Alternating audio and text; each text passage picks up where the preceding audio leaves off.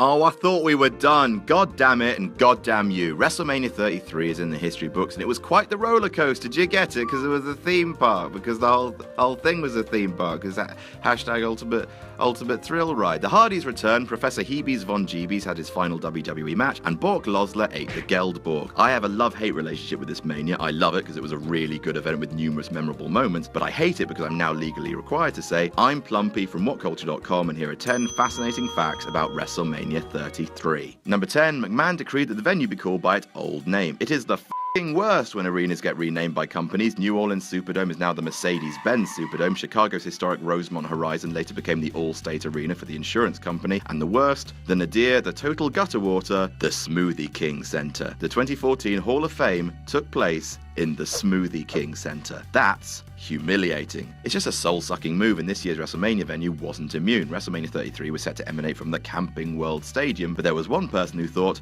that will not stand. Vince McMahon. For once, we're all with you here, Vinny. Thinking that Camping World Stadium is a stupid name, McMahon instructed the announcers to use the venue's old name, the Citrus Bowl. Number 9, it was the first WrestleMania with no live appearance from Howard Finkel. Everyone talks about Undertaker's streak coming to an end, but what received almost no fanfare was that WrestleMania 33 saw the end of a run of appearances that spanned the first 32 WrestleManias. Howard Finkel, the longest tenured employee of WWE's, did not appear before the live crowd in Orlando. To that point, he was the only individual that had appeared at all 32 WrestleManias live out there in front of the crowd. Not even Vince McMahon can say that. Finkel served as ring announcer for the first 20 WrestleManias before settling into the special MC spot for the Hall of Fame roll call on WrestleMania night. This year, SmackDown's Greg Hamilton rattled off the names of the inductees. It's unknown why Finkel didn't get the nod. Poor Howard, look at this face. Why would you want to make this face sad? Number 8, the Hardy Boys didn't arrive until after the show started. When Matt and Jeff Hardy left Impact Wrestling in March 2017, the fans made it very clear that the Broken Hardys' return to WWE would be wonderful, yes, lovely. And part of their wish came true. The Hardys resurfaced in WWE at WrestleMania 33, being slotted at the last minute into Raw's tag team ladder match to, let's say,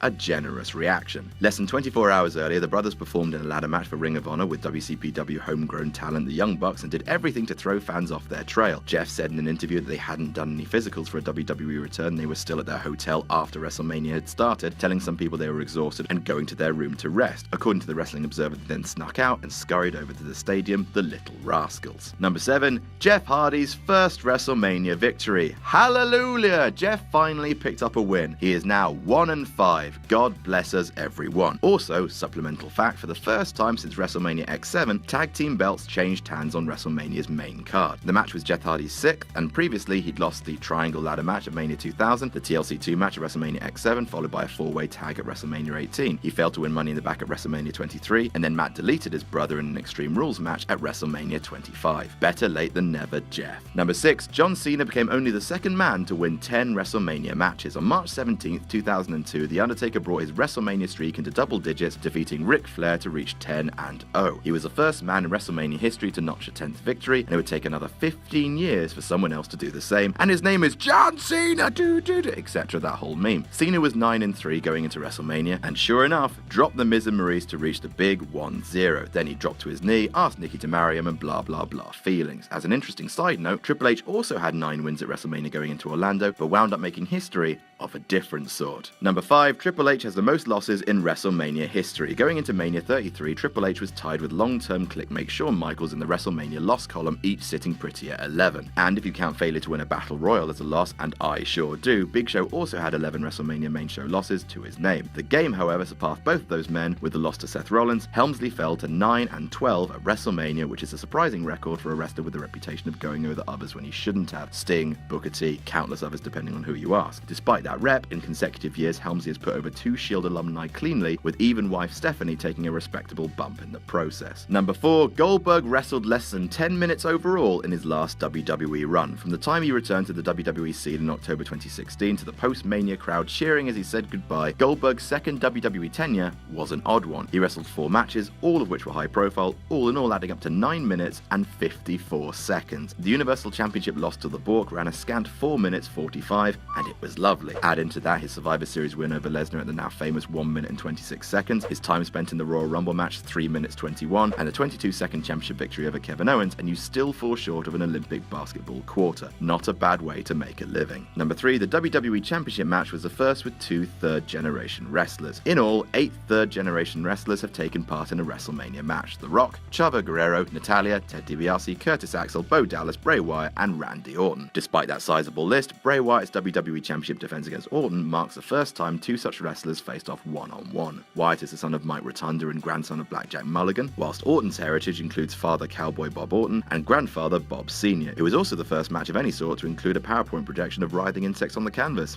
So it had that going for it as well. Number 2, it had the first women's title change at WrestleMania since 22, when lovable sex mentalist Mickie James toppled Trish Stratus to win the women's championship at WrestleMania 22 in Chicago. Some might have predicted that the next WrestleMania women's title change would involve the finger-licking James. Turns out they were right, but few would have guessed it would take 11 pissing years. Naomi's victory in a SmackDown Women's Six-Way is the first change in over a decade, with the women's title clearly not being a WrestleMania priority for the company in that time. Most manias in between saw the women wrestlers shoehorned into a tag team match or lumberjill matches, which is at least a step up from grinding on Kid Rock, I guess. Only WrestleManias 23, 30, and 32 featured a championship match, with Melina, AJ Lee, and Charlotte all retaining. Bayley's retention of the Raw Women's title earlier in the night set the stage for Naomi to finally snap the cold spell. And number 1, The Undertaker became the first man to main event WrestleMania in his 50s. At WrestleMania 33, the world finally saw the final wrestling match of the Dark Mark, Fearsome Bill, the Dry Ice Enthusiast, Dr. Slowwalk Q Takes Ages, the Undeadonator, Timmy the Coffin Boffin, Jesuit Peter, the Almighty Boo, Samantha Mumba, Sergeant Startle, the Voodoo Dude, and by the end of the night,